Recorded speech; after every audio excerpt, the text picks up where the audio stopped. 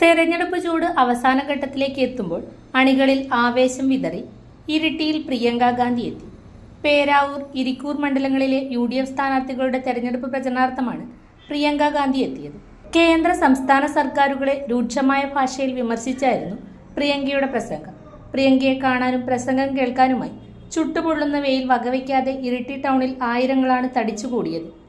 ചെന്നൈയിൽ നിന്നും വിമാനമാർഗം കണ്ണൂർ വിമാനത്താവളത്തിലെത്തിയ പ്രിയങ്ക ഗാന്ധി അവിടെ നിന്നും ഹെലികോപ്റ്ററിൽ ഇരിട്ടി MG കോളേജ് മൈതാനിയിലാണ് ഇറങ്ങിയത്. സ്ഥാനാർത്ഥികളായ സണ്ണി ജോസഫ്, സജീവ് ജോസഫ് എന്നിവർ ചേർന്ന് സ്വീകരിച്ചു. തുടർന്ന് കനത്ത സുരക്ഷാ സംവിധാനങ്ങളോടെ വാഹനത്തിൽ ഉച്ചയ്ക്ക് 12ഓടെ ഇരിട്ടിയിലെ പൊതുസമ്മേളന വേദിയിലെത്തി.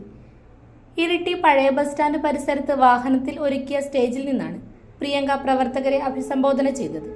ആവേശത്തിമിർപ്പിലായ പ്രവർത്തകരെ നിയന്ത്രിക്കാൻ പോലീസ് വടം കെട്ടി സുരക്ഷ ഒരുക്കിയിരുന്നു. എന്നാൽ പ്രിയങ്ക ഗാന്ധി എത്തിയതോടെ പ്രവർത്തകർ വടം മറികടന്നെങ്കിലും പോലീസും സുരക്ഷാ ഉദ്യോഗസ്ഥരും ചേർന്ന് കഠിന പരിശ്രമത്തിലൂടെ തടഞ്ഞു.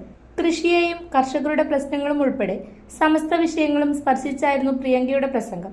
കഠിനമായ വെയിലും തന്നെ കാത്തുനിന്ന പ്രവർത്തകർക്ക് നന്ദി പറഞ്ഞാണ് അടുത്ത സ്വീകരണ കേന്ദ്രമായ നിലമ്പൂരിലേക്ക് പോയത്.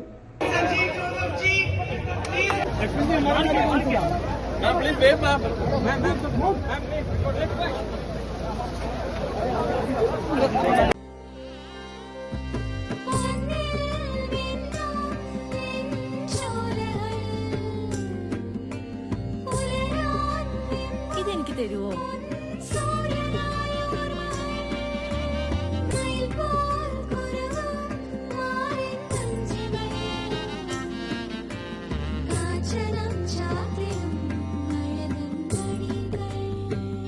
ചില ബന്ധങ്ങൾ പവിത്രമാണ്. കണ്ണും നിറയും മനസ്സും നിറയും. സ്വന്തം ജോസ്കോ ജ്വല്ലേഴ്സ്. ഇനി സംശുദ്ധമായ സ്വർണം ചെറുപുഴയിൽ.